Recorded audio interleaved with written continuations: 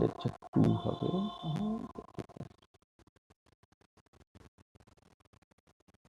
Overall লেকচারটা 2।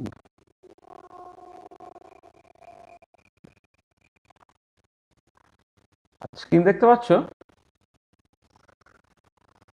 হ্যাঁ sir. ঠিক আছে, দেখ।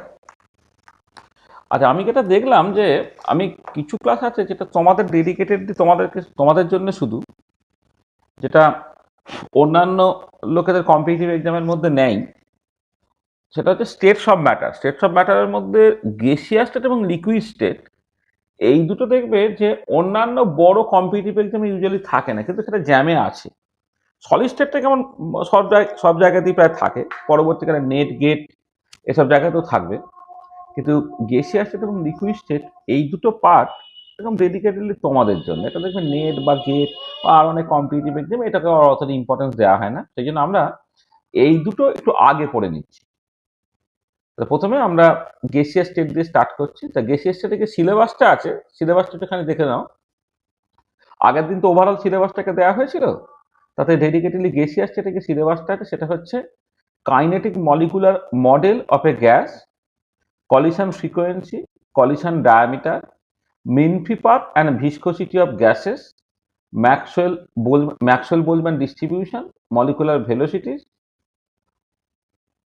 law of equipartition of energy, molecular basis of heat capacities, ideal gases and deviation from ideal gas behavior, Van der Waals equation of state, critical state, law of corresponding states। এই জিনিসগুলো আছে, ঠিক আছে। আচ্ছা, এটা এক্স্যাক্টলি সিলেবাসে পরপর যেরকম ভাবে আছে, সাবজেক্টটা কিন্তু ঠিক সেই রকম ভাবে ডেভেলপ করে না।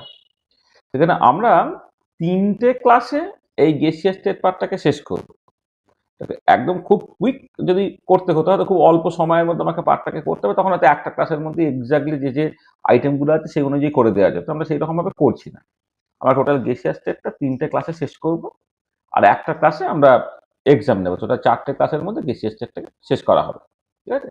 তাতে আমরা আমাদের মতো করে লজিক্যালি যেটা আসে সেটা প্রথমে পড়বো। এই যে আইডিয়াল গ্যাস, যেটা সেই আইডিয়াল গ্যাসটাকে যে আমরা মূলত স্টার্ট করব।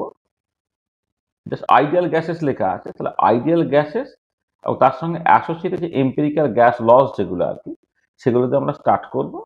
তারপরে আস্তে আস্তে আস্তে kinetic model of the gas, এই kinetic model of the gas মানে কাইনেটিক থিওরি অফ গ্যাস যেটাকে বলে আর কি, এই কাইনেটিক থিওরি অফ গ্যাস সেইটাতে আমরা যাব।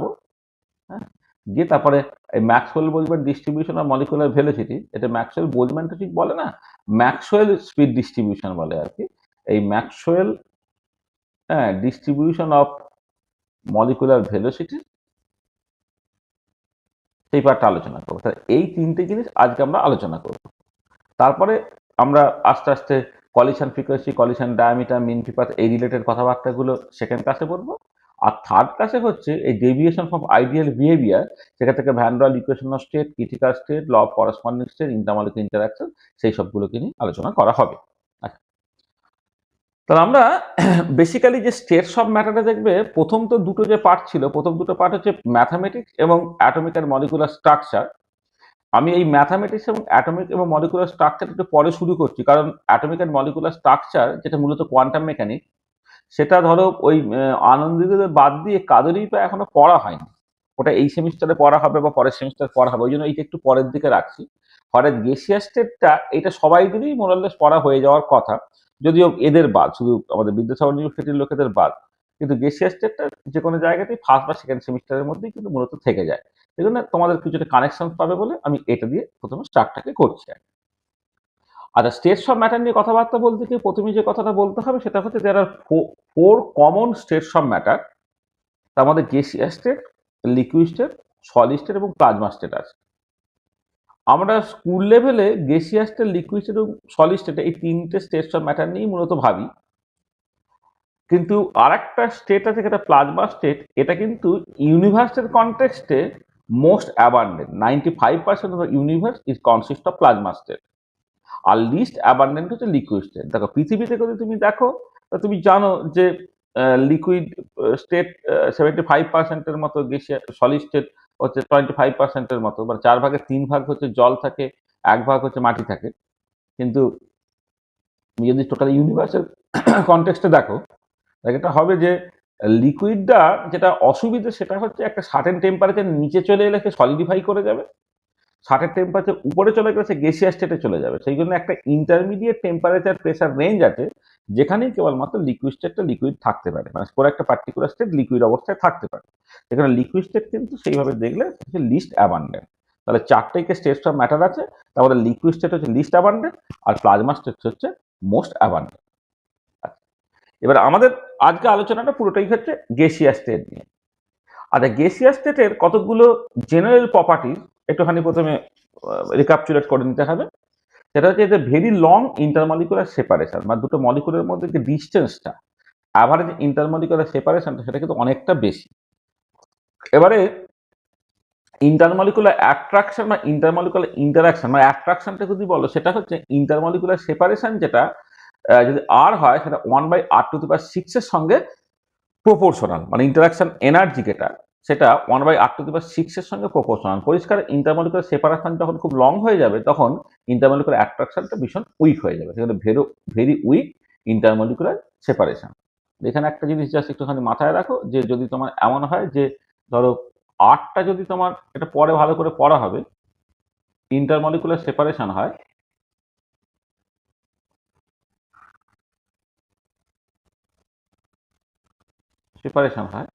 তাহলে ইন্টারমলিকুলার অ্যাট্রাকশন, যেটা অ্যাট্রাকশন পার্টটা শুধু আমি বলছি,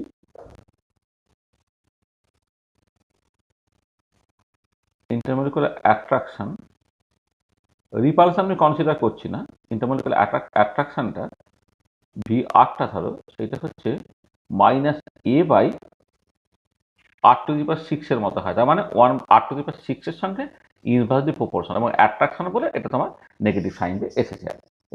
আর ওভারঅল ইন্টারাকশন যদি তুমি কনসিডার করো -a/r⁶ প্লাস b/r⁴ এইভাবে বলা হয়। তার মানে পরিষ্কার দেখো, আর যখন বেশি হবে, মানে এখানে যেটা দাঁড়াচ্ছে যে ভি আরটা is proportional to 1/r⁶,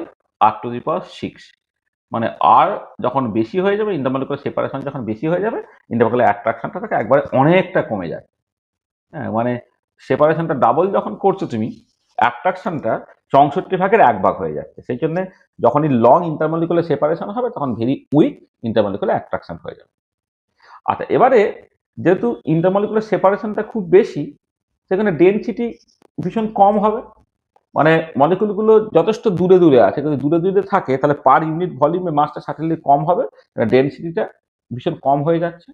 R at the same time highly compressible হয়ে যাবে। হাই কম্প্রেসিবিলিটি মানে হচ্ছে তোমার, তুমি যদি মানে কনস্ট্যান্ট টেম্পারেচারে প্রেসার ক্রিয়েট করো তাহলে তোমার ভলিউমটা অনেক বেশি কমাতে পারবে, যেটা পরবর্তীকালে সলিড বা লিকুইডের ক্ষেত্রে তারা মোরালেস ইনকম্প্রেসেবল, কিন্তু গ্যাসের ক্ষেত্রে সেটা হাইলি কম্প্রেসেবল।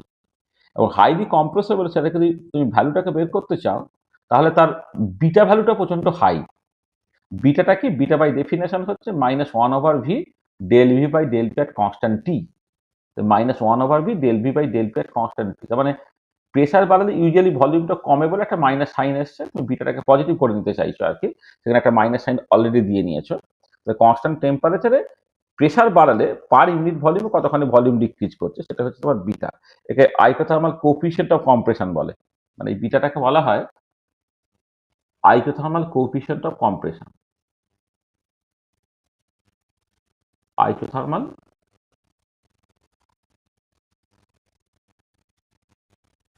কোফিশিয়েন্ট অফ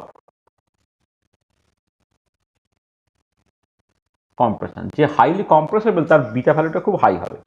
আচ্ছা, এবার বিটার একটা রেসিপ্রোকাল আছে যাকে বলে কাপ্পা, যাকে বলা হয় isothermal bulk modulus. Isothermal bulk modulus kappa হচ্ছে 1/β।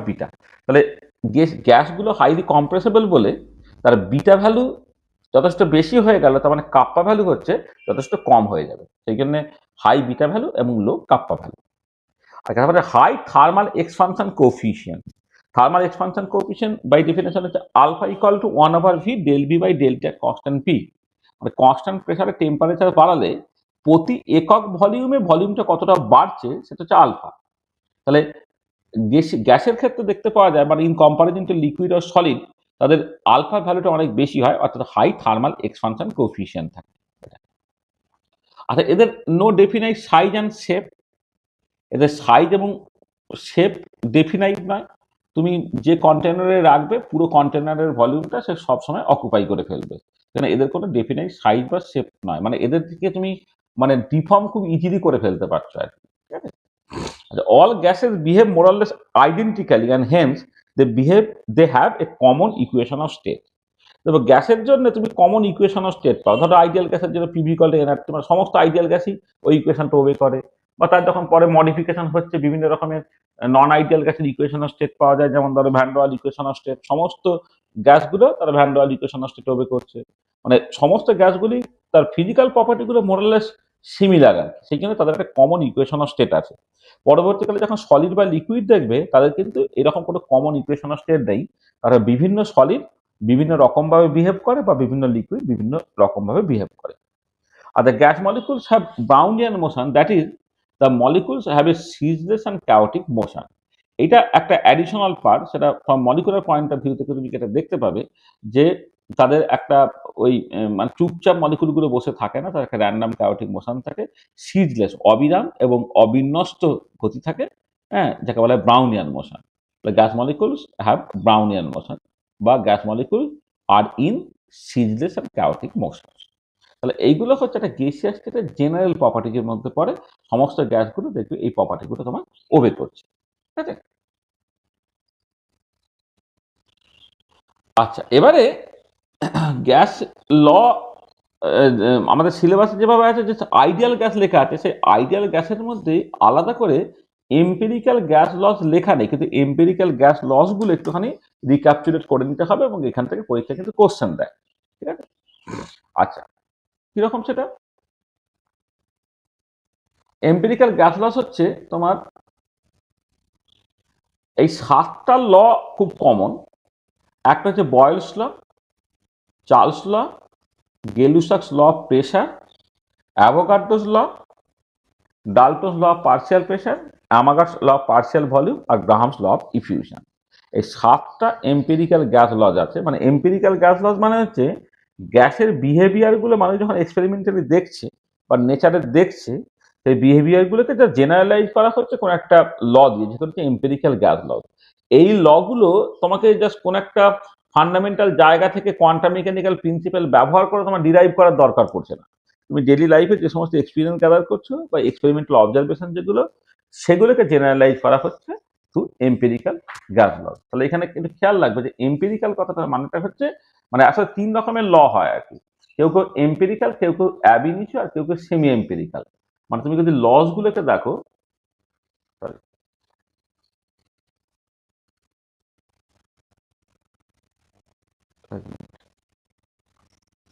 যদি তুমি লস গুলোকে দেখো,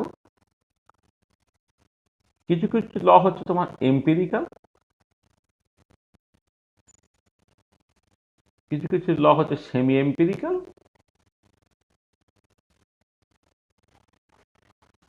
আর কিছু কিছু ল হচ্ছে তোমার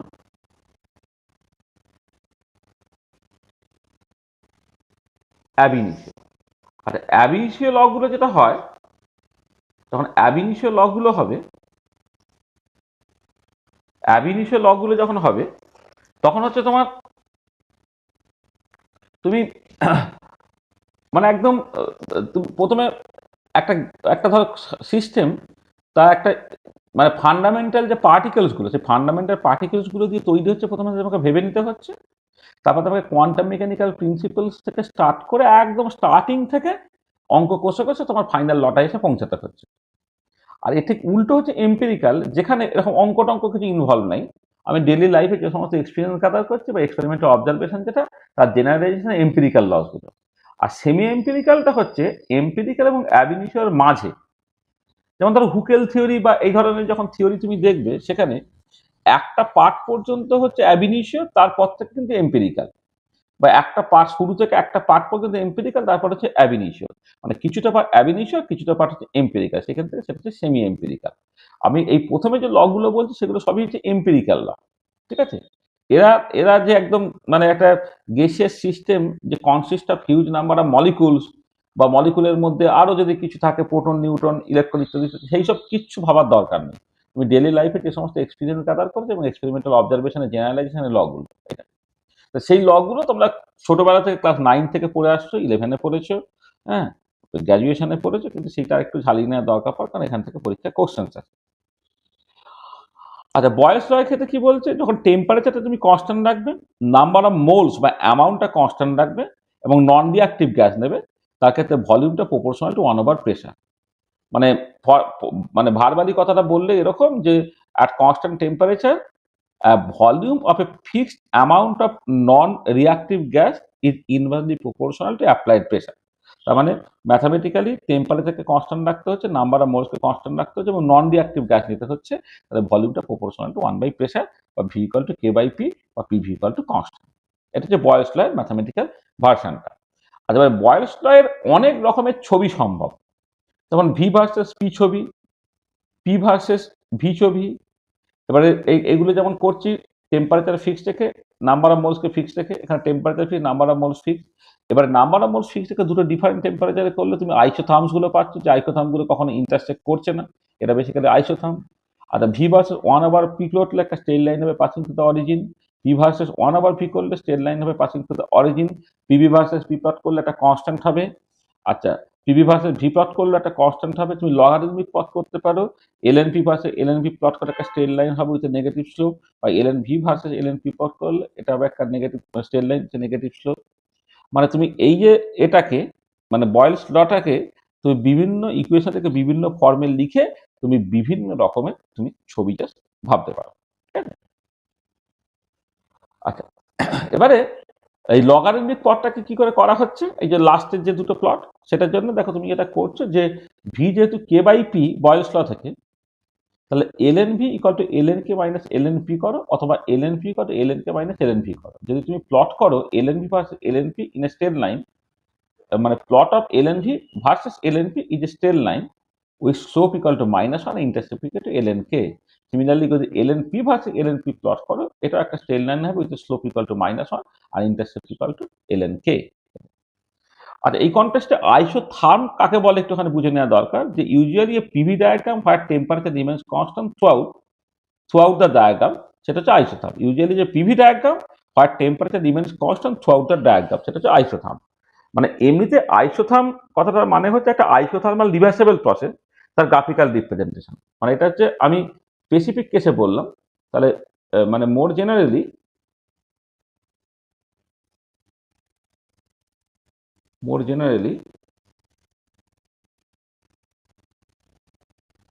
isotherms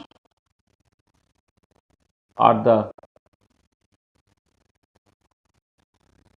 graphical representation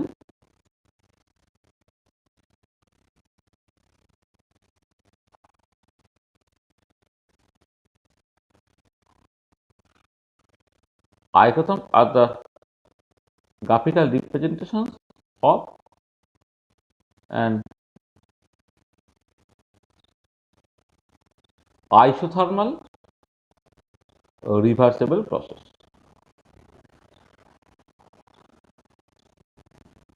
মানে বয়স ল থেকে আমি সার্টেনলি আইসোথার্ম পাচ্ছি, কারণ থ্রুআউট দ্য কার্ভ টেম্পারেচারটা কনস্ট্যান্ট আছে। এবার যে কোনো আইসোথার্মাল প্রসেসেই তো আইসোথার্মাল রিভার্সিবল প্রসেসে থ্রুআউট টেম্পারেচার কনস্ট্যান্ট থাকে। হ্যাঁ, এখানে আইসোথার্মস মানে হচ্ছে are the graphical representation of isothermal reversible process. হ্যাঁ, এইটা, হ্যাঁ, যেখানে সাডেনলি তোমার টেম্পারেচারটা কনস্ট্যান্ট থাকবে, মানে আইসোথার্মাল রিভার্সিবল প্রসেস মানে টেম্পারেচারটা কনস্ট্যান্ট থাকবে। হোয়ার, এখানে লিখে দিতে পারি, where temperature remains constant throughout.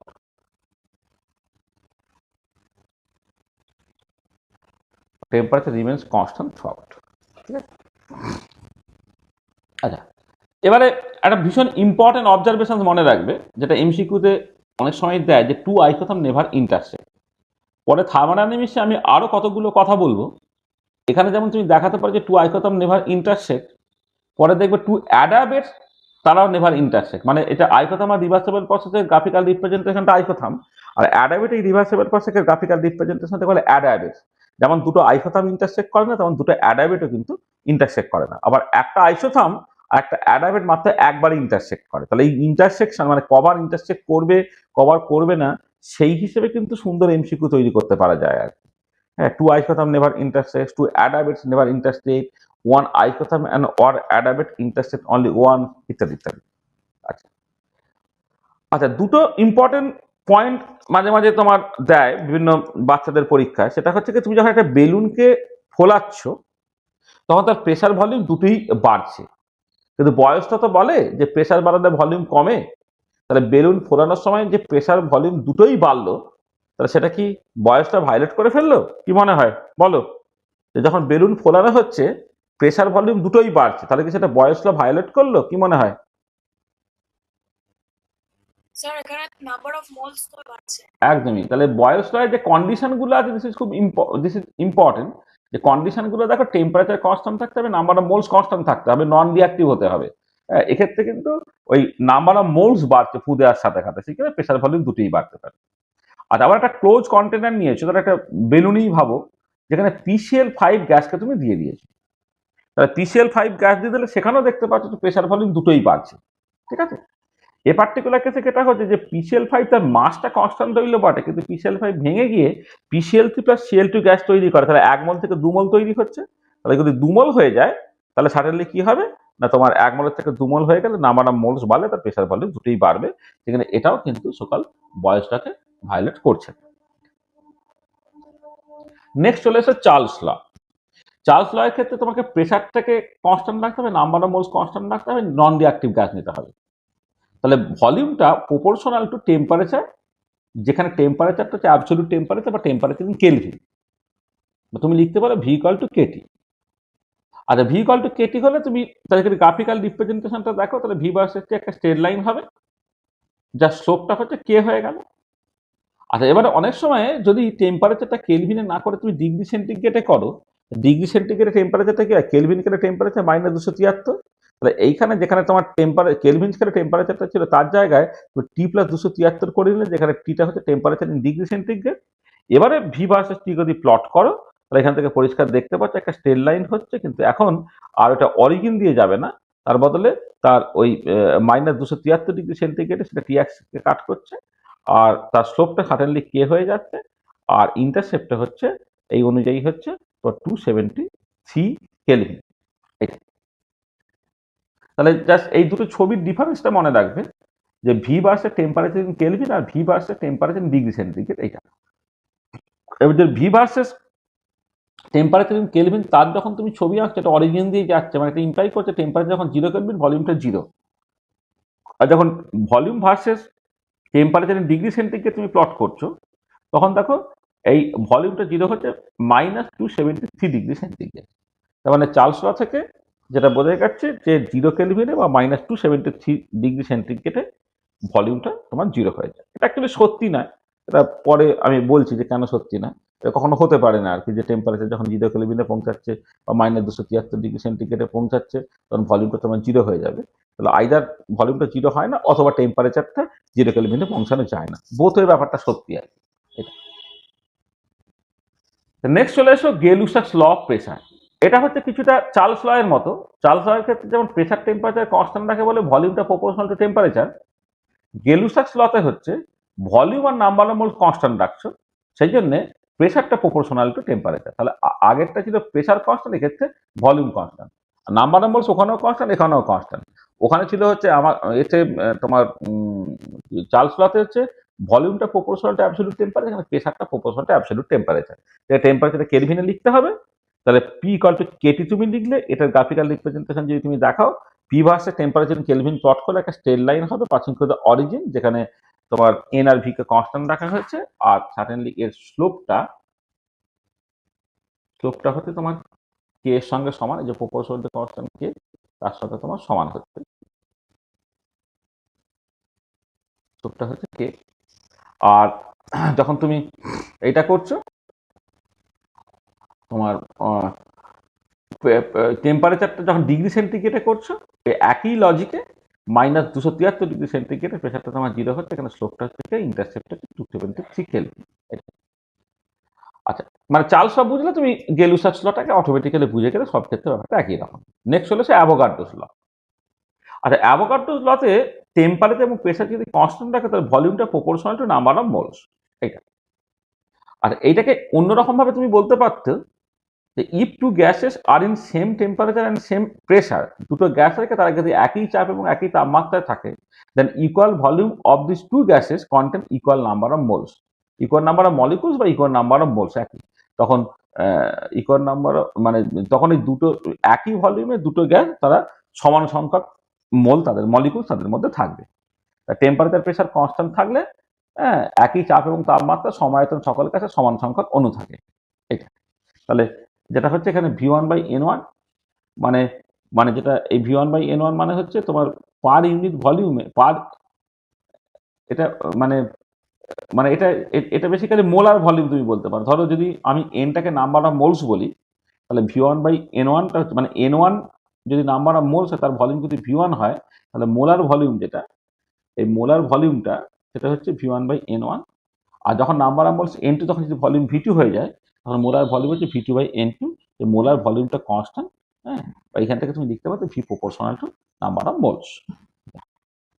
আর এবারে এই যে তিনটে ল, বয়েলস ল বলে V প্রপোর্শনাল টু 1/প্রেশার যখন N এবং T ফিক্স, চার্লস ল বলে V প্রপোর্শনাল টু টেম্পারেচার যখন N আর P ফিক্স, আর অ্যাভোগাড্রোস ল বলে V proportional to number of moles when P and T fixed. আচ্ছা, এবারে কম্বাইনিং দিস টু ল তুমি লিখতে পারো when যারা যখন তারা সবাই ভ্যারি করছে, মানে when pressure temperature number of moles all vary, then তুমি লিখতে পারবে ভলিউমটা প্রপোর্শনাল টু এই তোমার NT/P, বা ভিটাকে তুমি লিখতে পারো একটা প্রপোর্শনাল টু কনস্ট্যান্ট, তুমি আর লিখলে তাহলে V ইকুয়াল টু RNT/P বা PV ইকুয়াল টু NRT। তাহলে এই যে PV ইকুয়াল টু NRT সেটা হলো equation of state of an ideal gas. আর আইডিয়াল গ্যাসের ইকুয়েশন অফ স্টেট হলো এইটা। এই যে আরটা যে প্রপোর্শনালিটি কনস্ট্যান্টটা সেই আর এর ভ্যালু এক্সপেরিমেন্টালি বের করা গেছে। আরটাকে বলা হচ্ছে ইউনিভার্সাল গ্যাস কনস্ট্যান্ট। এই ইউনিভার্সাল গ্যাস কনস্ট্যান্টের ভ্যালু কি হয় না, তোমার এই ভ্যালুগুলো মনে রাখবে, এটা সবাই তোমার মনে আছে, তো আরেকবার একটুখানি জ্বালিয়ে নেবে। 8.314 জুল পার কেলভিন পার মোল, যেটা SI, আর কনভেনশনাল ইউনিটে হচ্ছে 1.987 ক্যালোরি পার কেলভিন পার মোল।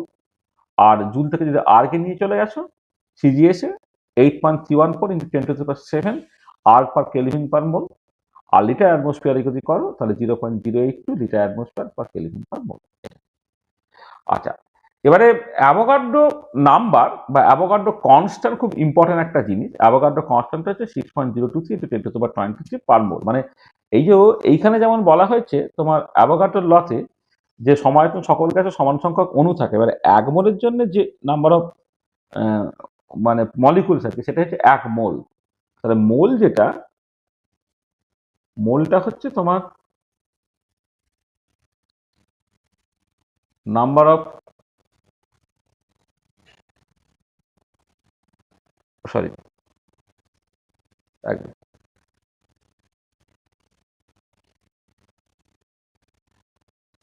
মানে মোল মানে হচ্ছে সাম কোয়ান্টিটি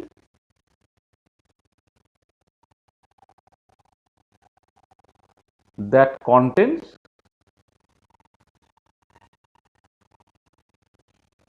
(6.023) লিখছি, 10⁻20 নাম্বার অফ মলিকুলস।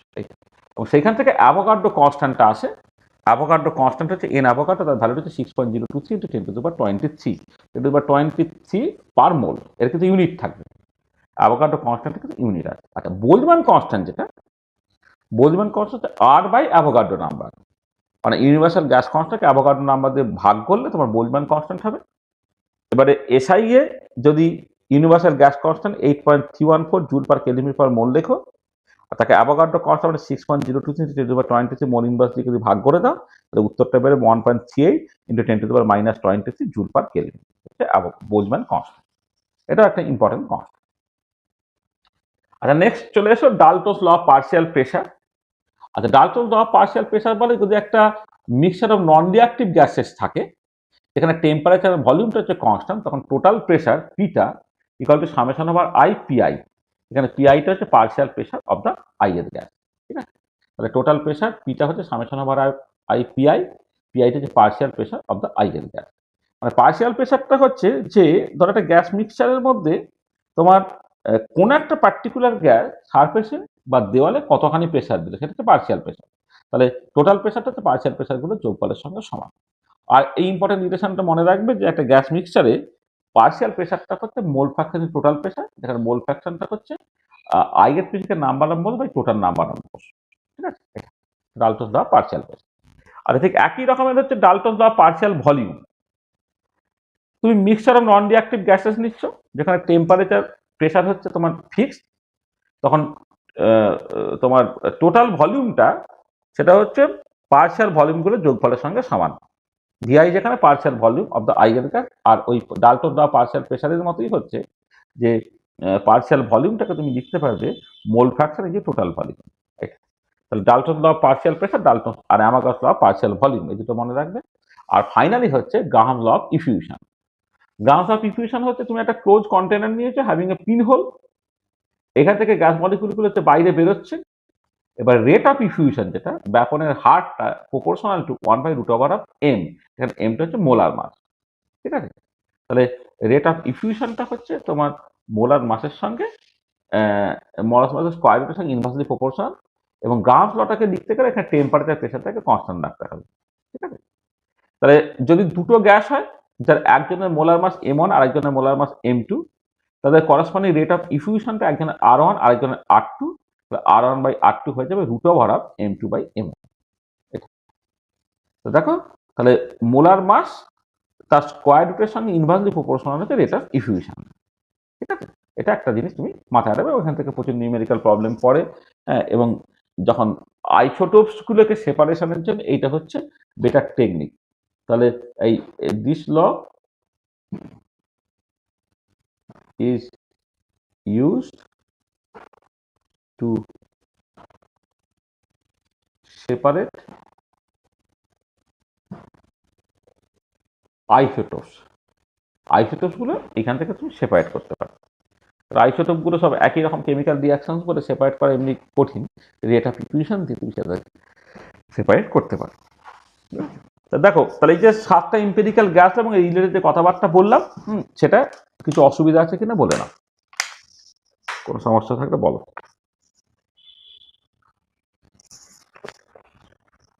ঠিক আছে, কোনো অসুবিধা আছে?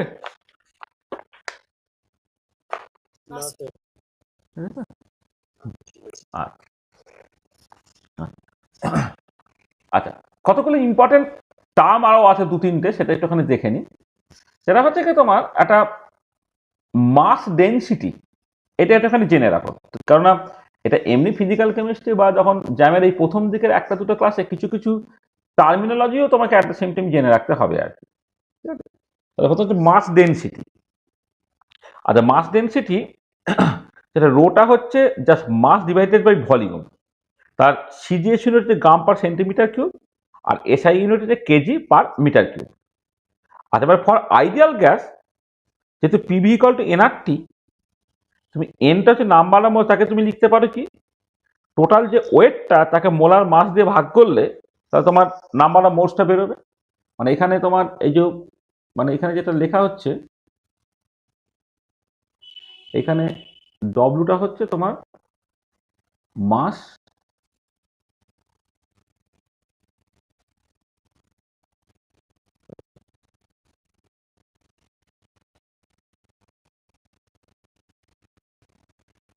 মাস অফ দ্য গ্যাস, আর এমটা হচ্ছে তার মোলার মাস।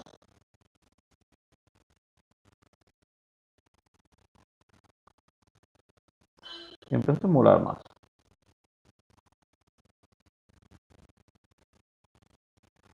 এমটা হচ্ছে মোলার মাস। ঠিক আছে, তাহলে নাম্বার অফ মোলসটা হচ্ছে mass of the গ্যাসকে molar mass দিয়ে ভাগ করলে তোমার নাম্বার অফ মোলসটা বেরোয়। ঠিক আছে, এটা তাহলে এবারে দেখো, তুমি যদি এই ডব্লু বাই ভিটাকে করো, ডব্লু বাই ভিটা তোমার ডেনসিটি, তাহলে এখান থেকে ভিটা এদিকে নিয়ে চলে গেলে ডব্লু বাই ভি যদি ডেনসিটি হয় সেটা হচ্ছে পিএম বাই আরটি। আর অনেক ক্ষেত্রে এই ডেনসিটিতে যে পিএম বাই আরটি সেটা আমার কাজে লাগবে, যে ব্যারোমেট্রিক ডিস্ট্রিবিউশন বা ইত্যাদি করার সময় যে ডেনসিটিটা গ্যাসের জন্য পিএম বাই আরটি হয়, সেটা একটা অ্যাডিশনাল ইনফরমেশন, সেটা তুমি একটুখানি মাথায় রাখবে, এটা মানে কাজে লাগবে অনেক সময়। আচ্ছা, নেক্সট চলে এসো ভেপার ডেনসিটি। ভেপার ডেনসিটিটা হচ্ছে যে molar mass of a vapour or gas divided by molar mass of hydrogen gas. এই যে রেশিওটা সেটা হচ্ছে তোমার ভেপার ডেনসিটি বা বাষ্প ঘনত্ব, ঠিক আছে, এবং বাষ্প ঘনত্ব ইউনিটলেস কোয়ান্টিটি। আচ্ছা, তাহলে এখান থেকে দেখো molar mass of the vapour or gas কি হবে না, এই যে ভেপার ডেনসিটিকে molar mass of the hydrogen gas দিয়ে গুণ করতে হবে। আর molar mass per hydrogen gas কত, 2.016। এটা সেখানে মোলার মাসটাকে যদি গ্রাম পার মোলে তুমি বের করো তাহলে জিকে প্রায় 2 দিয়ে গুণ বা 2.016 দিয়ে গুণ করতে হবে। আচ্ছা, এবারে এই যে রিলেশনটা, এই রিলেশনটা সত্যি যখন কোনো অ্যাসোসিয়েশন বা ডিসোসিয়েশন কিছু হচ্ছে না। যদি অ্যাসোসিয়েশন বা ডিসোসিয়েশন হয় তখন কিন্তু এই রিলেশনটা সত্যি থাকবে না, তখন তোমার অ্যাবনর্মাল ভেপার ডেনসিটি পাবে। আচ্ছা, অ্যাবনর্মাল ভেপার ডেনসিটি জিনিসটা কি?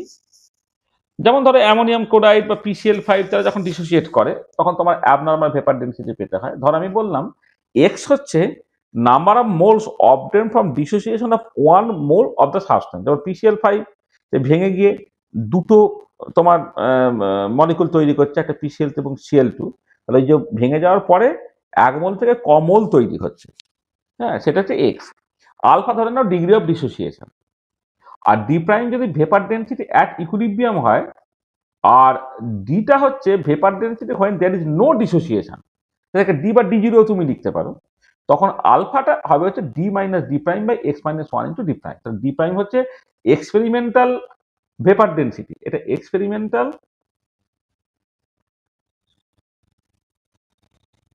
Vapour density. আর যখন কোনো ডিসোসিয়েশন বা কিছু হচ্ছে না তখন যে ভেপার ডেনসিটিটা সেইটা হচ্ছে তোমার এক্সপেরিমেন্টাল ভেপার ডেনসিটি। যখন ডিসোসিয়েশন বা কিছু হচ্ছে না তখন এটা হচ্ছে থিওরিটিক্যাল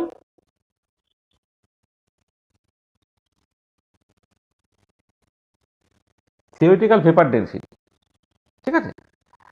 তাহলে থিওরিটিক্যাল ভেপার ডেনসিটিটা সঙ্গে 2.016 গুণ করলে মোলার মাস পাওয়া যাবে। কিন্তু যখন তোমার ডিগ্রি অফ ডিসোসিয়েশন হবে তখন এই যেটা ইম্পর্টেন্ট যে তুমি এক্সপেরিমেন্টালি একটা অন্য ভেপার ডেনসিটি পাবে, যেটা নর্মালি যা ভেপার ডেনসিটি হওয়ার কথা সেটা নয়। সেটা কিন্তু ডি প্রাইম হয়, সেখান থেকে ডিগ্রি অফ ডিসোসিয়েশন আলফা হচ্ছে D minus D prime by X minus one D prime. এই ফর্মুলা তুমি বের করতে পারবে। তাহলে এই যে অ্যাবনর্মাল ভেপার ডেনসিটি থেকে ডিগ্রি অফ ডিসোসিয়েশন কিন্তু বের করতে দেয়। তাহলে একটা থিওরিটিক্যাল ভেপার ডেনসিটি থেকে মোলার মাস তাকে 2.016 দিয়ে গুণ করে তুমি থিওরিটিক্যাল ভেপার ডেনসিটি পেয়ে গেলে। এক্সপেরিমেন্টাল ভেপার ডেনসিটি ভ্যালু তোমাকে বলে দেওয়া থাকবে, সেখান থেকে ডিগ্রি অফ ডিসোসিয়েশন তোমাকে বের করতে হবে। যেমন অ্যামোনিয়াম ক্লোরাইডের ক্ষেত্রে ডিগ্রি অফ ডিসোসিয়েশন, PCl5 এর ক্ষেত্রে degree of dissociation and so on. আচ্ছা, নেক্সট চলে এসো average molar mass.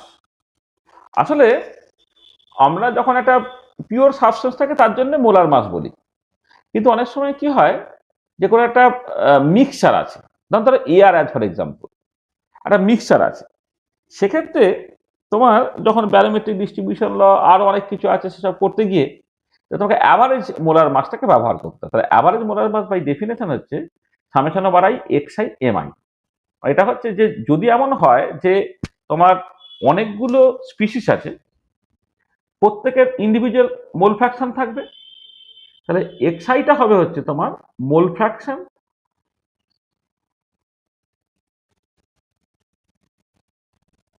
of the ith gas having molar mass mi, mole fraction of the ith gas having molar mass mi, ঠিক আছে। আচ্ছা, ধরো তুমি এয়ার কনসিডার করছো, এয়ারে নাইট্রোজেন অক্সিজেনই মূলত থাকে। ধরে নাও নাইট্রোজেন থাকে মানে তোমার 5/4 তার মোল ফ্র্যাকশন তাহলে 4/5 হয়ে গেল, আর অক্সিজেনের মোল ফ্র্যাকশন হচ্ছে 1/5 হয়ে গেল। নাইট্রোজেনের মোলার মাস 28 গ্রাম পার মোল, অক্সিজেনের মোলার মাস 32 গ্রাম পার মোল। অ্যাভারেজ মোলার মাস যখন ক্যালকুলেট করছে এই ফর্মুলাকে ব্যবহার করে সেটা হবে 4/5 ইন্টু 28 প্লাস 1/5 ইন্টু 32 গ্রাম পার মোল, মানে 28.8 গ্রাম পার মোল। এটা তাহলে দেখো এই অ্যাভারেজ মোলার মাস এইটা কিন্তু অনেক ক্যালকুলেশনে খুব কাজে লাগে। সেখানে অ্যাভারেজ মোলার মাসটা তুমি কি করে ক্যালকুলেট করলে সেটা একটু ভালো করে দেখে রাখবে, ঠিক আছে। আচ্ছা, তাহলে আমরা ওই যেটা বেসিক যে কনসেপ্ট যেগুলো ছিল বা এম্পিরিক্যাল গ্যাস লজ রিলেটেড যা কিছু ছিল সেটা আমরা আলোচনা এখানে করে দিলাম। নেক্সট চলে এসো কাইনেটিক থিওরি অফ গ্যাস। তাহলে আমরা এবারে নেক্সট চ্যাপ্টারটায় ঢুকছি আর কি, যেটা এই এম্পিরিক্যাল গ্যাস লস থেকে একটুখানি মানে মানে আরেকটুখানি মলিকুলার পয়েন্ট অফ ভিউ থেকে সবকিছু দেখা। তাহলে আমরা এবারে সেই জায়গাটা ঢুকছি, কাইনেটিক থিওরি অফ গ্যাস, সেটা নিয়ে আমাদের আলোচনা এবারে হবে। ঠিক আছে, তো এখন পর্যন্ত যা বলেছি সেগুলো সব ঠিক আছে তো?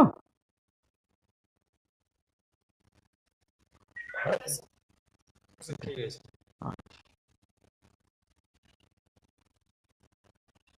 আচ্ছা,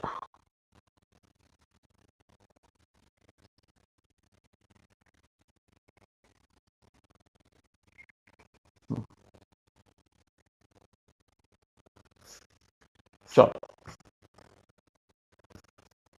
তাহলে কাইনেটিক থিওরি অফ গ্যাসে এবার আমরা চলে গেলাম। আর কাইনেটিক থিওরি অফ গ্যাসে প্রথমেই তোমার বেসিক অ্যাজাম্পশনস গুলোকে জানতে হবে। বেসিক অ্যাজাম্পশনে হচ্ছে যে মানে একটা gaseous system consist of huge number of molecules, যে মলিকুলগুলো are in ceaseless or chaotic motion এবং their speed may range from 0 to infinity. তাদের স্পিডটা 0 থেকে ইনফিনিটি যা খুশি হতে পারে।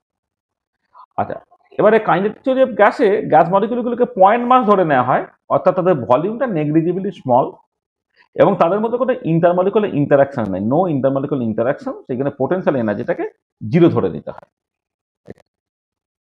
আর এখানে মলিকুলগুলো নিজেদের মধ্যে বা দেয়ালে ধাক্কাধাক্কি করে, যেই ধাক্কাধাক্কিগুলো সবাই হচ্ছে ইলাস্টিক এবং দুটো কলিশনের মাঝে যে ডিস্টেন্স আছে স্ট্রেট লাইনে মুভ করে। হ্যাঁ, তাহলে in between two collision the molecules move in a straight line, এবং সেখান থেকে তুমি তবে মিন ফ্রি পাথের কনসেপ্ট পাবে, যে তোমার এই যে যখন তারা স্ট্রেট লাইনে মুভ করছে, হ্যাঁ, তখন in between two successive collision সে ডিস্টেন্সটা যে ফ্রিলি মুভ করতে পারছে সেটাই হচ্ছে তার মিন ফ্রি পাথ। হ্যাঁ, সেই মিন ফ্রি পাথটা তুমি এখান থেকে বের করতে পারবে। আচ্ছা, এবারে তোমার প্রেশারটা কি করে অরিজিনেট করছে না, মলিকুলগুলো যখন নিজেদের মধ্যে ধাক্কাধাক্কি করে অ্যাট দ্য সেম টাইম সে দেওয়ালেও ধাক্কা দেয়। দেওয়ালে যদি ধাক্কা দেয় তাহলে দেওয়ালে একটা প্রেশার এক্সার্টেড হবে এবং সেই প্রেশারটাকে তুমি জাস্ট ক্যালকুলেট করতে পারো। হ্যাঁ, তার অঙ্ক আছে, করলে যেটা বেরোবে ফান্ডামেন্টাল বা basic equation of kinetic theory of gas পাবে, যেটা বলে যে P equal to 1/3 rho C RMS তার স্কোয়ার বা 1/3 mn বাই ভি সিআরএমএস তার স্কোয়ার, এটা। এবং এই যে basic equation of kinetic theory of gas, যেটা এটা তোমার independent of the shape of the container, অর্থাৎ এর ডেরিভেশনটা তুমি কিউবিক কন্টেনারে করো বা স্ফেরিক্যাল কন্টেনারে করো বা রেক্টাঙ্গুলার প্যারালেলোপিপেডে করো, প্রত্যেক ক্ষেত্রে কিন্তু তুমি এই ইকুয়েশনটাই পাবে।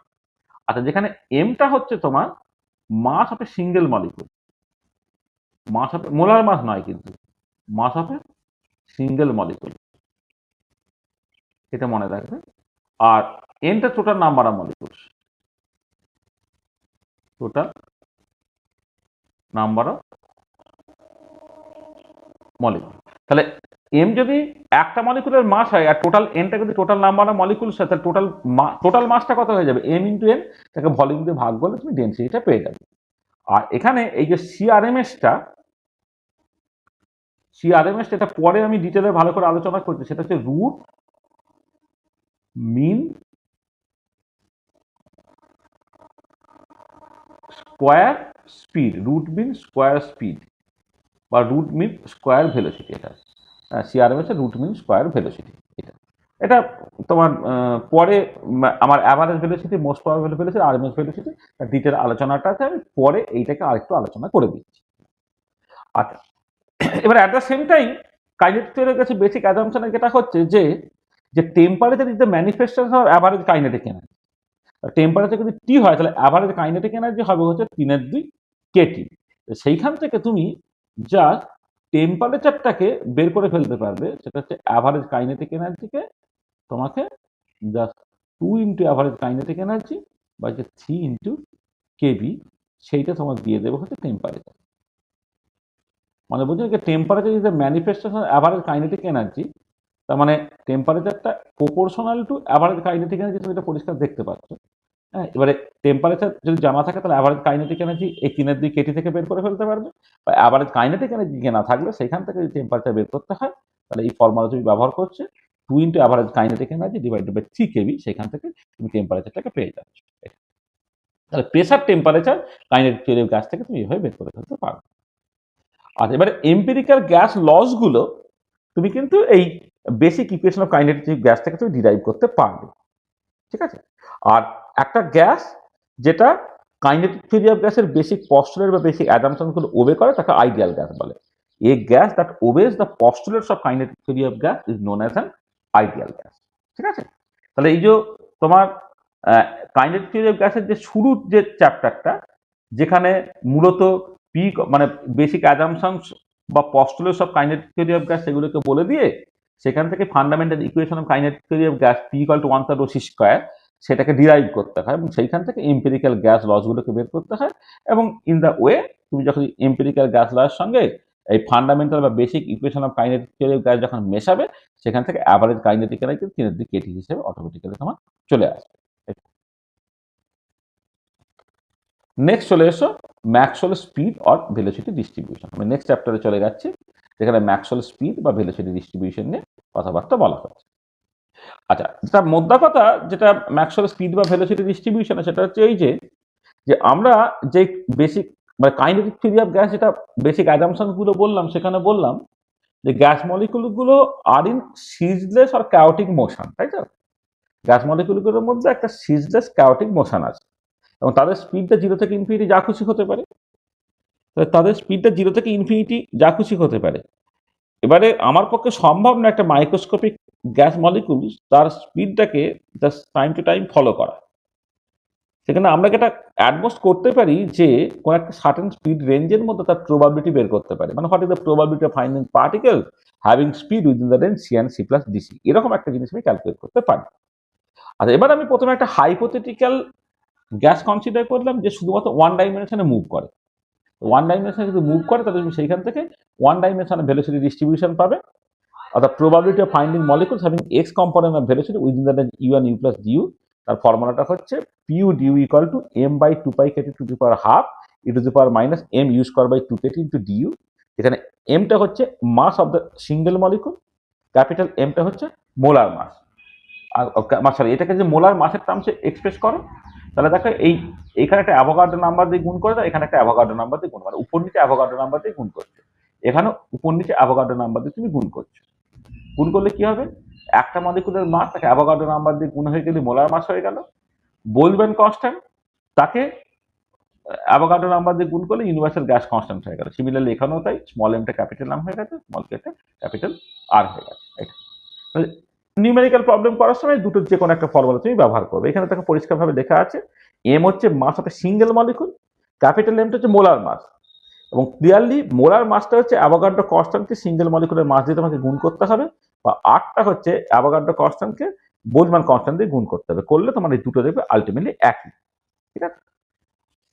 আচ্ছা, এবারে তুমি তার গ্রাফিক্যাল রিপ্রেজেন্টেশনটা যদি দেখো, পিউ ভার্সেস ইউ যদি প্লট করো তাহলে এই ধরনের একটা সুন্দর ছবি হবে। এই ধরনের ছবি করলে গাউসিয়ান ছবি, গাউসিয়ান প্লট পাওয়া যায়। ঠিক আছে। এবং গাউসিয়ান প্লট থেকে পরিষ্কার হচ্ছে ইউ অ্যাভারেজও 0, ইউ মোস্ট প্রবাবল দুটোই 0 হচ্ছে। আচ্ছা, এবারে তুমি যদি টেম্পারেচার বাড়াও তখন দেখো এই যে পিক হাইট, যেটা এই যে পিক হাইটটা কতটা ছিল, পিক হাইটটা তো তোমার যদি সেইভাবে দেখো এম ওভার 2 পাই কেটি তার পাওয়ার হচ্ছে হাফ, এরকম তো ছিল এটা। এটা ছিল। তা দেখো এবারে হাইটটা হচ্ছে কি হচ্ছে তোমার এখানে, হাইটটা দেখো তোমার যদি টেম্পারেচার বাড়াও তা টেম্পারেচার বাড়ালে হাইটটা কমবে, কিন্তু total area under the curve না সবসময় 1 হয়। তাহলে এরিয়া আন্ডার দ্য কার্ভ যদি 1, এটাকে যদি তুমি প্রিজার্ভ রাখতে হয় তাহলে তোমার এই হাইটটা যখন কমে যাচ্ছে তোমার এই উইথটা বেড়ে যাচ্ছে, যাতে করে টোটাল এরিয়াটাকে কনস্ট্যান্ট হয়। আর ঠিক যদি দুটো ডিফারেন্ট মোলার মাসওয়ালা বা দুটো ডিফারেন্ট মাসওয়ালা গ্যাস তুমি নাও, টেম্পারেচারটাকে হয়তো ফিক্সড রেখেছো এই পার্টিকুলার কেসে, এটা হচ্ছে এইটা যখন তুমি করছো এমটা ফিক্স, এটা যখন করছো তুমি টিটাকে ধরো ফিক্সড রেখেছো, টিটাকে ফিক্সড রেখে তুমি যদি মোলার মাসটাকে বাড়াও তাহলে দেখো এম যদি বাড়ে তাহলে পিক হাইটটা বাড়ছে, তাহলে এম টু যদি গ্রেটার দেন এম হয় দেখো পিক হাইটটা বেড়ে গেছে ও টোটাল এরিয়াটাকে কনস্ট্যান্ট করার জন্য এটা কিন্তু আরেকটু ন্যারো হয়েছে এটা। আচ্ছা, এবং এই ছবি থেকে যেটা কথা যে এরিয়া আন্ডার দ্য কার্ভ, এটা বলে দেওয়া উচিত ছিল, এটা সবসময় তাই, এটা area under the total probability represent করে। এরিয়া আন্ডার দ্য কার্ভ যেটা টোটাল প্রবাবিলিটি রিপ্রেজেন্ট করে সেটা হচ্ছে 1। আচ্ছা, এবারে তুমি যদি average velocity in one dimension calculate করো সেটা 0 বেরোবে, তার বোথ ডিরেকশন ইকুয়ালি প্রবাবল বলে এই ইকুয়াল টু জিরোর অ্যাবাউটে ডান দিকে যাওয়ার সম্ভাবনা বাঁ দিকে যাওয়ার সম্ভাবনা অ্যাভারেজ ভেলোসিটিটা জিরো হয়। মোস্ট প্রবাবল ভেলোসিটি অর্থাৎ যে ভেলোসিটিতে মোস্ট অফ দ্য মলিকুলস আছে অর্থাৎ পিক হাইটটা যে ভেলোসিটিতে অ্যাপিয়ার করছে সেটা এই পার্টিকুলার কেসে জি। কিন্তু এক্ষেত্রে যদি তুমি শুধুমাত্র ডান দিকে যাওয়ার জন্য অ্যাভারেজ ভেলোসিটি বা শুধুমাত্র বাঁ দিকে যাওয়ার জন্য অ্যাভারেজ ভেলোসিটি বের করো, সেটা কিন্তু 1/4 into average speed in 3 dimension তার সঙ্গে সমান হয়। তুমি ক্যালকুলেট করতে পারবে যে 0 থেকে ইনফিনিটি বা 0 থেকে মাইনাস ইনফিনিটি, হ্যাঁ, এর মধ্যে যদি অ্যাভারেজ ভেলোসিটি বের করো তাহলে সেটা হবে 1/4 √8 kT/πm বা 1/4 into average speed in 3 dimension. আচ্ছা, অ্যাভারেজ কাইনেটিক এনার্জি তুমি এখান থেকে ক্যালকুলেট করতে পারো। অ্যাভারেজ কাইনেটিক এনার্জি 1 ডাইমেনশনে হাফ কেটি বেরোয়, হ্যাঁ, এবং অ্যাভারেজ কাইনেটিক এনার্জিকে তুমি half M into U R M S তার স্কোয়ার হিসেবে লিখতে পারো। সেখান থেকে R M S velocity in 1 ডাইমেনশনে সেটা বেরোবে √kT/m। তাহলে দেখো 1 ডাইমেনশনাল ভেলোসিটি ডিস্ট্রিবিউশন, এই ইনফরমেশনগুলো দরকার। তুমি ফর্মুলাটাকে মনে রাখলে এটা হচ্ছে গাউসিয়ান ডিস্ট্রিবিউশন। এই গাউসিয়ান ডিস্ট্রিবিউশন এটা একটা অ্যাডিশনাল ইনফরমেশন হিসেবে মনে রাখবে, এটা খুব important. Gaussian distribution, Gaussian distribution তার বিভিন্ন রকমের ছবি, পিউ ভার্সেস ইউ ছবি যখন এম আর টি দুজনেই ফিক্সড, পিউ ভার্সেস ইউ ছবি দুটো ডিফারেন্ট টেম্পারেচারে, পিউ ভার্সেস ইউ ছবি দুটো ডিফারেন্ট মোলার মাসের জন্য। এরিয়া আন্ডার কার্ভ 1 হয়, সেটা মাথায় রাখবে। অ্যাভারেজ ভেলোসিটিটা 0 হচ্ছে, মোস্ট প্রবাবল ভেলোসিটি 0 বেরোচ্ছে, কিন্তু মানে মানে positive direction plus x Axis বরাবর তার অ্যাভারেজ ভেলোসিটি বা মাইনাস এক্স অ্যাক্সিস বরাবর অ্যাভারেজ ভেলোসিটি সেটা 1/4 into average velocity in 3 dimension সেটা হয়, বা অ্যাভারেজ স্পিড ইন 3 ডাইমেনশন সেটা সমান হয়, মানে সেটা 1/4 √8 kT/m হয়। আর average kinetic energy half KT হয়। সেখান থেকে 1 ডাইমেনশনে আরএমএস ভেলোসিটি ক্যালকুলেট করে ফেললে সেটা √kT/m। আচ্ছা, নেক্সট চলে এসো 2 ডাইমেনশনে। 2 ডাইমেনশনে ওই আবার একটা hypothetical collection of gas consider করছে যে শুধুমাত্র একটা প্লেনে মুভ করে। তাহলে probability of finding molecules having speed within the range C and C plus DC এটা হয়ে যাচ্ছে কত, m/kT c e⁻(mc²/2kT into DC. এটা আমি জাস্ট একটা মলিকুলের মাসের রেসপেক্টে বললাম। তুমি যদি মোলার মাসের টার্মসে করো সেখানে ক্যাপিটাল এম এটা ক্যাপিটাল আর করে দিলেই তোমার হয়ে যাবে।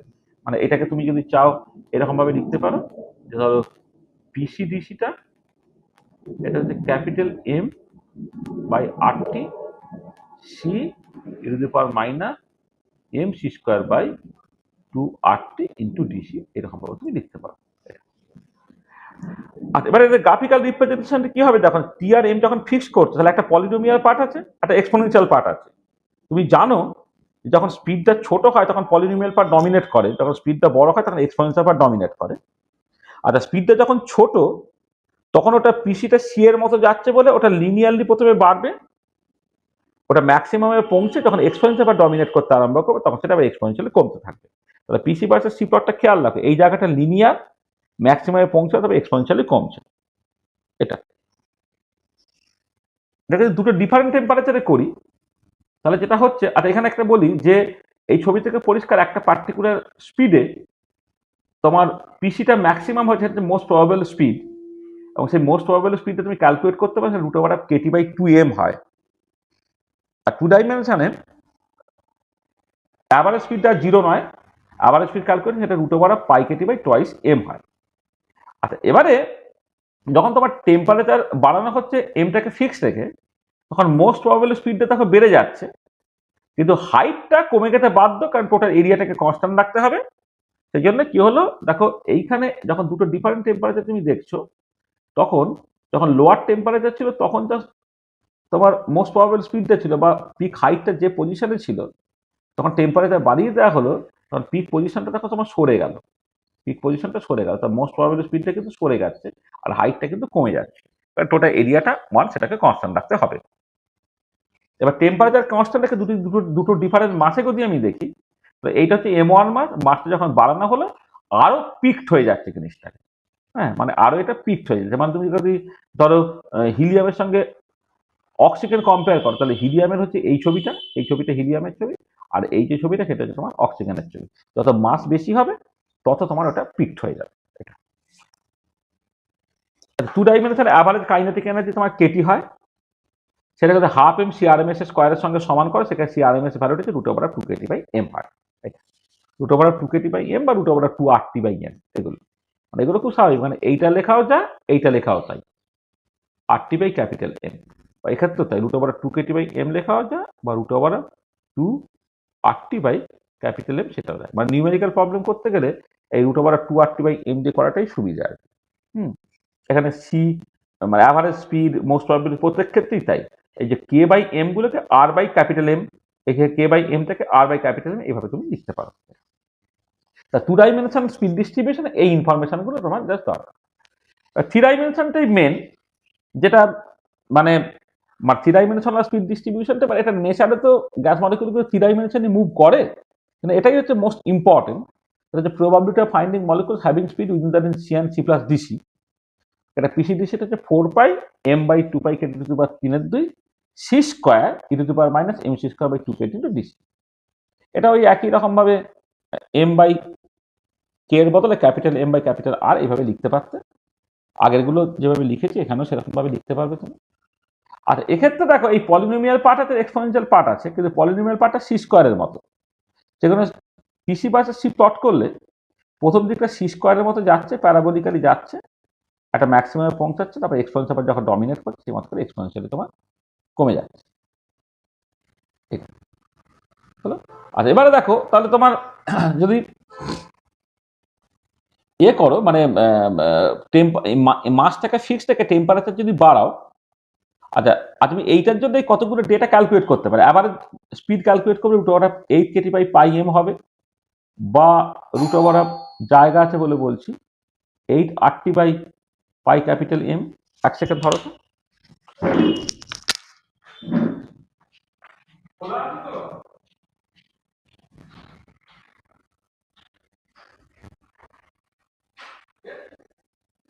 আমার রান্না করতে হবে না।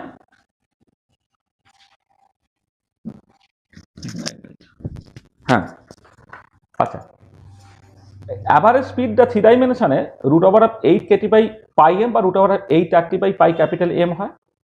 মোস্ট প্রবাবল স্পিডটা √2kt/m বা √2RT/M হয় এইটা। আর অ্যাভারেজ কাইনেটিক এনার্জি 3/2kt হয়। সেখান থেকে আরএমএস স্পিড যদি ক্যালকুলেট করো √3kt/m বা √3RT/M হয়। এবং এইখান থেকে দেখো তুমি যদি অ্যাভারেজ স্পিডটাকে যদি টেম্পারেচারটাকে বাড়াও, তাহলে মোস্ট প্রবাবল স্পিডটা কি হচ্ছে, কমে যাচ্ছে, মোস্ট প্রবাবল স্পিডটা বেড়ে যাচ্ছে। এই যে টি বাড়ালে মোস্ট প্রবাবল স্পিডটা বেড়ে যাচ্ছে, তাহলে এই যে পিক হাইটটা ডান দিকে শিফট করলো, কিন্তু পিক হাইটটা কমে যাবে, মানে পিকের পজিশনটা ডান দিকে শিফট করলো, কারণ মোস্ট প্রবাবল স্পিডটা বেড়ে গেছে বলে, কিন্তু পিকের হাইটটা কমে যাবে। ঠিক আছে, এবং এরিয়া আন্ডার দ্য কার্ভ সেটা কিন্তু অলওয়েজ 1, সেটা কনস্ট্যান্ট থাকবে। আর যদি দুটো ডিফারেন্ট মোলার মাসওয়ালা তুমি গ্যাস কনসিডার করো, এটা M1 মাস, এটা হচ্ছে M2 মাস, যেখানে দেখো তোমার M2টা গ্রেটার দ্যান M1 হয়ে যাচ্ছে। হ্যাঁ, মানে মানে তুমি ওই হিলিয়াম তার সঙ্গে অক্সিজেন যদি কম্পেয়ার করো, তাহলে যদি অক্সিজেনের ক্ষেত্রে তোমার এরকম হয়, অক্সিজেনের ক্ষেত্রে যদি এই ছবিটা হয়, তাহলে হিলিয়ামের জন্য ছবিটা এই, মানে মোলার মাস যত বেশি তত ছবিটা তোমার শার্প হয়ে যাচ্ছে এইটা। এবং এখানে এরিয়া আন্ডার দ্য কার্ভ প্রত্যেক ক্ষেত্রে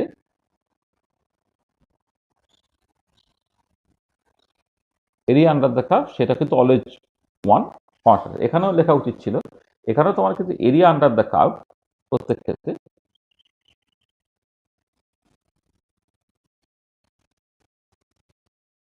এরিয়া আন্ডার দ্য কার্ভ সেটা কিন্তু সবসময় তোমার 1 হবে। আচ্ছা, এই রেশিওটা একটুখানি মনে রাখবে যে যদি তোমার সি অ্যাভারেজ, সি আরএমএস এবং সি মোস্ট প্রবাবল, তাহলে কিন্তু রেশিও দেখো সি আরএমএস সবচেয়ে বেশি, তারপর সি অ্যাভারেজ, তারপরে সি মোস্ট প্রবাবল, তাহলে রেশিওটা হচ্ছে 1.224:1.128:1। এটা মাথায় রাখবে। আচ্ছা, এবার 3 ডাইমেনশনে কতগুলো জিনিস জাস্ট ক্যালকুলেট করতে পারো। তোমার স্ট্যান্ডার্ড ডেভিয়েশন, যেটা 3 ডাইমেনশন সব ডাইমেনশনে ক্যালকুলেট করতে পারো। Standard deviation in speed √c² average minus C অ্যাভারেজের স্কোয়ার। ঠিক আছে, এটা তুমি মাথায় রাখবে। হ্যাঁ, এবারে এখানে c² অ্যাভারেজ মানে কিন্তু CRMS এর স্কোয়ার, সেটা মাথায় রাখবে। তাহলে সেখানে standard deviation in speed 1D 2D 3D প্রত্যেক ক্ষেত্রেই বসিয়ে তুমি ক্যালকুলেট করতে পারবে। ভ্যারিয়েন্স ইন স্পিড সেটা হচ্ছে স্ট্যান্ডার্ড ডেভিয়েশনের স্কোয়ারটা। ঠিক আছে, এটা c² অ্যাভারেজ মানে সি অ্যাভারেজ তার স্কোয়ার এটা। এবারে find the standard deviation of speed in 3D 2D আর 1D। তোমার যেহেতু স্ট্যান্ডার্ড ডেভিয়েশনের ফর্মুলা তোমার জানা আছে, তাহলে 1 ডাইমেনশন, 2 ডাইমেনশন এবং 3 ডাইমেনশনে স্ট্যান্ডার্ড ডেভিয়েশন করে তুমি ক্যালকুলেট করে একটু রেখে দেবে। তোমার দেখো না, মানে অ্যাভারেজ স্পিড এবং আরএমএস স্পিড তোমার যদি জানা আছে, বা সি অ্যাভারেজ এবং সি স্কোয়ার অ্যাভারেজ তোমার জানা আছে, যেন 1 ডাইমেনশন, 2 ডাইমেনশন এবং 3 ডাইমেনশন, তিনটে ডাইমেনশনে তুমি স্ট্যান্ডার্ড ডেভিয়েশন করে ক্যালকুলেট করতে পারবে। আচ্ছা, পিক হাইট গুলো আমি এই যে ধরো এই পার্টিকুলার কেসে মোস্ট প্রবাবল স্পিডটাকে বের করেছি, সেটা হচ্ছে √2kT/m বেরিয়েছে। সেটা করার জন্য পিসিকে সি দিয়ে ডেরিভেটিভ করতে হয়, করে তোমার জিরো করলে মোস্ট প্রবাবল স্পিডটা বেরিয়ে যায়। আচ্ছা, এবারে যদি সেই মোস্ট প্রবাবলের ভ্যালুটা আমি পিসির এক্সপ্রেশনে বসাই, তাহলে পিক হাইটটা পাওয়া যাবে, এবং সেই পিক হাইটটা 1 ডাইমেনশন, 2 ডাইমেনশন, 3 ডাইমেনশন ক্যালকুলেট করতে পারে। ক্যালকুলেট করলে এটা √m/2πkt হচ্ছে, √m/kt ইন্টু ই হচ্ছে, এটা 1/e √2m/πkt হচ্ছে।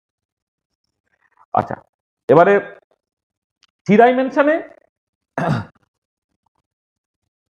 এবং 2 ডাইমেনশনে যখন তুমি ম্যাথামেটিক্স গুলো করবে, তখন 3 ডাইমেনশন এবং 2 ডাইমেনশনে টোটাল প্রবাবিলিটি ক্যালকুলেট করতে গেলে ইন্টিগ্রাল 0 থেকে ইনফিনিটি পিসিডিসি, ইন্টিগ্রাল 0 থেকে ইনফিনিটি পিসিডিসি এইভাবে ইন্টিগ্রেশনটা করে সেটা 1 দেবে।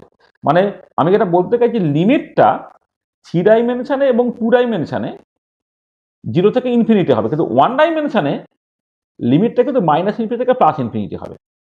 কারণ যেটা হচ্ছে 1 ডাইমেনশনে বোথ ডিরেকশন তোমাকে অ্যালাউ করতে হয়, ডান দিক বাঁ দিক দুদিক। যখন স্পিড ডিস্ট্রিবিউশন করবে তখন কিন্তু শুধুমাত্র পজিটিভ দিক। সেই জন্য যখন তুমি এই যে টোটাল প্রবাবিলিটি যে 1 হয়, যখন তুমি ক্যালকুলেশনটাকে করবে, তখন পিসিডিসিকে ইন্ডিকেট করতে হবে 0 থেকে ইনফিনিটি 2D এবং 3D তে। 1D তে করলে কিন্তু এটা -∞ থেকে +∞ থেকে ইন্ডিকেট করতে হবে, করলে তোমার 1 বেরোবে। আচ্ছা, এবারে সেই মতো করে অ্যাভারেজ স্পিড যখন ক্যালকুলেট করবে, তখন অ্যাভারেজ স্পিড 2 ডাইমেনশন বা 3 ডাইমেনশনে ইন্টিগ্রাল 0 থেকে ইনফিনিটি সি পিসিডিসি এই ফর্মুলা থেকে করতে হবে। আর 1 ডাইমেনশনে অ্যাভারেজ ভেলোসিটি ক্যালকুলেট করলে ইন্টিগ্রাল -∞ থেকে +∞ ইউ পিউ করতে তোমায় করতে হবে। ঠিক আছে? আর এবারে অ্যাভারেজ কাইনেটিক এনার্জি 2 ডাইমেনশন এবং 3 ডাইমেনশনে ঠিক একই রকম ভাবে যখন ক্যালকুলেট করবে, half into C square average, মানে হাফ এম ইন্টিগ্রাল 0 থেকে ইনফিনিটি সি স্কোয়ার পিসিডিসি। কিন্তু 1D তে করলে আবার ওই -∞ থেকে +∞ করে তোমায় করতে হবে এটা। আচ্ছা, তাহলে এবারে তুমি যদি অ্যাভারেজ এখানে বলে নি, যদি অ্যাভারেজ কাইনেটিক এনার্জি পেয়ে যাও, সেখানে তুমি আরএমএস স্পিডটাও পেয়ে যাবে। তা দেখো, এই যে অ্যাভারেজ স্পিডগুলো বা অ্যাভারেজ কাইনেটিক এনার্জি বা টোটাল প্রবাবিলিটি যে ক্যালকুলেশনগুলোকে করছো, তোমাকে কিছু স্পেশাল কাইন্ড অফ ইন্টিগ্রেশন করতে হচ্ছে। আচ্ছা, ইন্টিগ্রেশন করতে এমসিকিউ বা ন্যাট শেখাতে ইন্টিগ্রেশন কোর্সে দেখাতে হবে না, কিন্তু ইন্টিগ্রেশনগুলো যখন করবে তখন তোমায় কতগুলো ফর্মুলা ব্যবহার করতে হয় সেটা একটুখানি বলে নিই। প্রথম কথা হচ্ছে, দেখবে যে এই স্পিড ডিস্ট্রিবিউশন বা এনআইকে ডিস্ট্রিবিউশনে তুমি দেখবে যে মানে ইন্টিগ্রালটা সেটা কখনো কখনো ইভেন ফাংশন, কখনো কখনো অড ফাংশন হয়। আচ্ছা, তাহলে এইটা একটু মনে রাখো যে -∞ থেকে +∞ এফইউ ডিউ সেটা 0 হয়ে যাবে যদি এফইউটা তোমার অড ফাংশন হয়, অর্থাৎ F of -U equal to -F U হয়। আর এইটা তোমার 2 ইন্টু ইন্টিগ্রাল 0 থেকে ইনফিনিটি এফইউ ডিউ হয়ে যাবে তখন তারা ইভেন ফাংশন। মানে 1 ডাইমেনশনাল ভেলোসিটি ডিস্ট্রিবিউশন নিয়ে যখন তোমাকে বিভিন্ন জিনিসগুলোকে ক্যালকুলেট করতে হয়, তখন দেখবে তোমার এইটা কাজে লাগছে। তুমি -∞ থেকে +∞ যখন ইন্টিগ্রেট করছো, অড ফাংশন হলে অটোমেটিক্যালি তোমার 0 হয়ে যাবে। দেখো 1 ডাইমেনশনে অ্যাভারেজ ভেলোসিটিকে 0 হয়, সেটাকে দেখানোর রাস্তা হচ্ছে এইটা। তোমাকে ইন্টিগ্রেশনটা কিছু কোর্সে দেখাতেই হবে না, তুমি দেখবে একটা অড ইন্টিগ্রাল হয়ে যাবে, সেই জন্য -∞ থেকে +∞ এফইউ ডিউ অটোমেটিক্যালি তোমার 0 হয়ে যাবে। আর যদি ইভেন ফাংশন হয়, তখন 2 ইন্টু 0 থেকে ইনফিনিটি এফইউ ডিউ হয়ে যাবে। যখন অ্যাভারেজ কাইনেটিক এনার্জি ক্যালকুলেট করবো 1 ডাইমেনশনে, তখন ইউ স্কোয়ার পিউ ডিউ সেটা দেখবে একটা ইভেন ফাংশন হবে, তখন তোমাকে পুরো ইন্টিগ্রেশনটাকে করে দেখতে হবে এটা। আর যেটা লাগবে দেখবে তোমার এই একটা গামা ফাংশন, মানে এই টাইপের ইন্টিগ্রেশন তোমাকে করতে হবে, ইন্টিগ্রাল 0 থেকে ইনফিনিটি x⁻n−1 e⁻⁻x dx। এই টাইপের ইন্টিগ্রেশনকে সিম্বলিক্যালি তুমি গামা ফাংশন, একটা ইম্প্রপার ইন্টিগ্রাল গামা এন দিয়ে তুমি লিখতে পারবে। আচ্ছা, গামা n+1টা হচ্ছে n গামা এন। এন যদি ইন্টিগ্রাল হয় তাহলে এটা n ফ্যাক্টোরিয়ালের সঙ্গে সমান হয়, আর গামা 1 এর ভ্যালু 1 হয়, গামা হাফের ভ্যালু হচ্ছে √π হয়। তাহলে এই যে এই ফর্মুলাটা এবং এখানে যে গামা ফাংশনের যে ফর্মুলাটা, সেইগুলো যদি ব্যবহার করো তাহলে কিন্তু সমস্ত ইন্টিগ্রেশন তুমি করতে পারবে। মানে অ্যাকচুয়ালি জ্যামের জন্য তোমাকে পরীক্ষার হলে কোনো ইন্টিগ্রেশন করতে হচ্ছে না, কিন্তু তুমি দেখবে যখন টেক্সটে আমাদের পড়ানো হয়েছে তখন ওই যে টোটাল প্রবাবিলিটি 1 দেখানো, অ্যাভারেজ স্পিডটাকে দেখানো, তারপরে আরএমএস স্পিডটাকে দেখানো, অ্যাভারেজ কাইনেটিক দেখানো, তখন এই পার্টিকুলার টাইপ অফ ইন্টিগ্রেশন থেকে বারবার ব্যবহার করা হয়। শুধু একটা পার্টিকুলার সিচুয়েশন যেটা আমি পরে দেখাচ্ছি, যে probability of finding molecule having speed greater equal to a certain value বা probability of finding molecule having kinetic energy greater equal to a certain value, এইগুলো যখন ক্যালকুলেট করবে তখন একটা এরার ফাংশন ক্যালকুলেট করতে হয়। সেটা হচ্ছে এরকম যে 2/√π, মানে এখানে যেমন 0 থেকে ইনফিনিটি যদি না হয় তাহলে কি হবে, এখানে 2/√π ইন্টিগ্রাল 0 থেকে z e to the power minus x square dx, এই টাইপের যদি ইন্টিগ্রেশন তাকে এরার ফাংশন বলে, এরার ফাংশন অফ জেড। এবার এরার ফাংশন অফ জেড যদি 0 হয় তাহলে এরার ফাংশন অফ 0 হয়ে যায়, জেড যদি ইনফিনিটি হয়ে যায় তখন এরার ফাংশন অফ ইনফিনিটি তোমার 1 হয়ে যায়। আর 1 মাইনাস এরার ফাংশন সেটা বেসিক্যালি 1 মাইনাস 2/√π ইন্টিগ্রাল 0 থেকে z e to the power minus x square dx, সেটা হয়ে যায় 2/√π integral z to infinity e to the power minus x square dx, তাকে বলে কোএরার ফাংশন। কোএরার ফাংশনটা হচ্ছে 1 মাইনাস এরার ফাংশন হয়। তাহলে কোএরার ফাংশন অফ ইনফিনিটি সেটা 0 হয়ে যাবে, কোএরার ফাংশন অফ 0 থেকে 1 হয়ে যাবে। তাহলে একটা স্পেশাল ইন্টিগ্রেশন এরার ফাংশন এবং কোএরার ফাংশন, যেটা ওই একটা স্পেসিফিক জিনিস টাইপের ক্যালকুলেট করতে তোমার কাজে লাগে, সেটাও একটুখানি তুমি জেনে রাখবে। তাহলে এই যে এরার এবং কোএরার ফাংশন, যে স্পেশাল ইন্টিগ্রেশনটা এবং গামা ফাংশনের যে ইন্টিগ্রেশনটা, আর এই যে ইভেন অড নিয়ে কখন 0 হয়ে যাবে, কখন 2 × 0 থেকে ইনফিনিটি হয়ে যাবে, এই ইনফরমেশনগুলো যদি মাথায় রাখো তাহলে এই জিনিসগুলোকে তুমি ক্যালকুলেট করতে পারো। আচ্ছা, এইখানে এই এরার এবং কোএরার ফাংশন নিয়ে একটু জাস্ট কথাবার্তা বলা হয়েছে। সেটা হচ্ছে এই যে ইন্টিগ্রাল 0 থেকে infinity e to the power minus x square dx করো, সেইটা তুমি ওই গামা ফাংশন তার ফর্মুলাটার ফর্মে নিয়ে যাও, যে যদি গামা ফাংশনের ক্ষেত্রে এটা e to the power minus x থাকে, সেইখানে তুমি এই x স্কোয়ারটাকে জেড ধরে নিলে, সেখান থেকে ডিএক্সটাকে ক্যালকুলেট করলে, করে জিনিসগুলোকে বসালে, বসিয়ে এটা 1/2√π হচ্ছে, মানে √π/2 হচ্ছে। √π/2 যদি হয় তাহলে এটাকে এখানে গুণ করে দাও, তাহলে 2/√π ইন্টিগ্রাল 0 থেকে infinity e to the power minus x square dx, এইটা তখন 1 হয়ে গেল। এটা তাহলে এইটার গ্রাফিক্যালি মানে হচ্ছে যে যদি তুমি এই 0 থেকে ইনফিনিটি পর্যন্ত এই পুরো এরিয়াটাকে ক্যালকুলেট করো, মানে এখানে ধরো তুমি ওয়াই অ্যাক্সিস বরাবর 2/√π e to the power minus x square plot করছো, আর এক্স অ্যাক্সিস বরাবর x প্লট করছো, এই পুরো ইন্টিগ্রেশনটা করলে তার ভ্যালু হচ্ছে 1 বেরোবে। এবার তার বদলে তোমাকে যেটা করতে বলা হচ্ছে 0 থেকে ইনফিনিটি না করে 0 থেকে জেড পর্যন্ত, এইখান থেকে এই পর্যন্ত, তার আন্ডারে যে এরিয়াটা, সেটাই হচ্ছে তোমার এরার ফাংশন। এটা তো সেটা তাহলে 1 থেকে কম হচ্ছে। এবারে পরিষ্কার দেখো, এখানে যদি এক্সটা টেন্ডস টু ইনফিনিটি হয়ে যায় তাহলে কিন্তু এটা তোমার মানে এরার ফাংশন অফ ইনফিনিটি, জেডটা যদি ইনফিনিটি হয়ে যায়, তাই এরার ফাংশন অফ ইনফিনিটি কিন্তু অটোমেটিক্যালি টোটাল এরিয়াটা দিয়ে দেবে, এটা হচ্ছে 1 দিয়ে দেবে। আর এই যে পরের যে পার্টটা, সেটা হচ্ছে তোমার এই 1 থেকে এরার ফাংশনটা বাদ চলে গেলে, সেইটা হচ্ছে তোমার কোএরার ফাংশন। তাহলে এরার এবং কোএরার ফাংশন এইটা তোমার এখানে গ্রাফিক্যালি পরিষ্কারভাবে বুঝিয়ে দেওয়া হবে। হ্যাঁ, এরার কোএরার ফাংশন অনেক সময় বিএসসিতে অনেকে ডিসকাস করে না, সেখানে আমি এটাকে আলাদা করে একটুখানি করে দিলাম। এবং আমি এই যে এইখানে আমি এই যে তোমার একটা ইন্টিগ্রাল ইভেন না অড, তার মতো করে কি ফর্মুলা তুমি ব্যবহার করবে, তারপরে তোমার গামা ফাংশনটাকে কেমন করে ব্যবহার করবে, এরার এবং কোএরার ফাংশন কেমন করে ব্যবহার করবে, এগুলো কি হচ্ছে যখন টেক্সটে গেসিয়াস স্টেপ পড়ানো হয়েছে সেখানে তোমার ডিটেলে বলা হয়েছে। সেটা আবার যখন আমরা ম্যাথামেটিক্সের যে চ্যাপ্টারটা আছে সেখানে করব, সেখানে এবার এইটা নিয়ে একটু ডিটেল কথাবার্তা বলবো। এগুলো করেসপন্ডিং আমাদের যে বই আছে সেই বইয়ের রেসপেক্টিভ চ্যাপ্টার দেখলে তুমি এই অঙ্কগুলো যখন যেভাবে করা আছে তুমি করে ফেলতে পারো। আর একটা হচ্ছে যখন এই যে মোস্ট প্রবাবল ভেলোসিটিগুলো আমি জাস্ট সবসময় ব্যবহার করেছি, হ্যাঁ, এটা ধরো to find C most probable তোমাকে কি করতে হয়, ডিসি অফ পিসি, এইটাকে তোমার 0 বের করতে হয়। হ্যাঁ, to find C most probable, তুমি পিসির যে এক্সপ্রেশনটা আছে সেটা 1D 2D বা 3Dতে, তাকে সি এর রেসপেক্টে ডেরিভেটিভ করে তুমি 0 করবে। 0 করলে সেখান থেকে তোমার সি মোস্ট প্রবাবলটা বেরিয়ে আসবে। তাহলে কেমন করে করতে হয় আমি বললাম, কিন্তু এগুলো করে দিলাম না, তাহলে তো তোমার নর্মাল পড়ানো হয়ে যায়। তাহলে জ্যামের জন্য তো আর কিভাবে করতে হয় সেটা আর পরীক্ষা আসছে না, ইনফরমেশনগুলো লাগবে। কিন্তু ইনফরমেশনগুলো তোমার মনে থাকবে না যদি না কি করে করতে হয়, বা তুমি কখনো না কষো এটা, হ্যাঁ, বা কখনো যদি ভুলে যাও, যদি কি করে কোর্সটা যদি জেনে যাও, তাহলে কিন্তু তুমি তোমার মতো করে ওগুলোকে বের করে ফেলতে পারো। ঠিক আছে, তা দেখো তাহলে যা বললাম, কারো কিছু অসুবিধা আছে?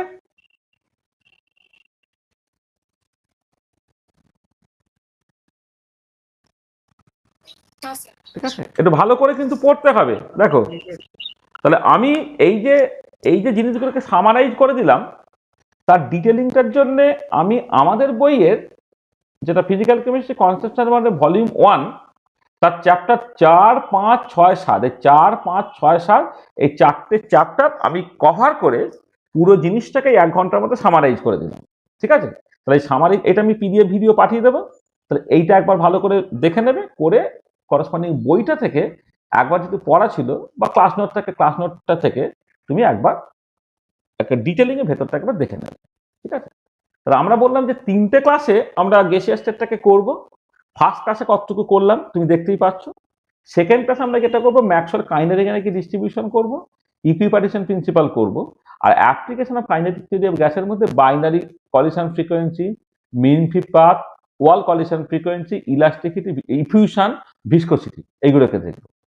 আর আরেকটা ক্লাসে আমরা যেটা করব যে ওই নন আইডিয়াল গ্যাস বা ডেভিয়েশন ফ্রম আইডিয়ালিটি, এখানে experimental evidence in favour of deviation from ideality, van der Waals, intermolecular interaction, এগুলো আলোচনা করবো। তাহলে আমাদের গেসিয়াস স্টেটটা পড়াবো 3টে ক্লাসে, এবং একটা ক্লাসে বা 2টো ক্লাসে এমসিকিউ আলোচনা করে মক টেস্ট নেবো আর কি। ঠিক আছে, তাহলে এই হচ্ছে ব্যাপারটা। তাহলে আজকে আমরা মানে ওভারঅল লেকচার যদি তুমি ধরো তাহলে লেকচার 2 আর কি, আর গেসিয়াস স্টেটের লেকচার ধরলে হচ্ছে মানে পার্ট 1 যেটা আর কি, সেটা আমরা এখানে শেষ করবো। ঠিক আছে, তো দেখো, তাহলে এমনি কোনো কিছু অসুবিধা আছে?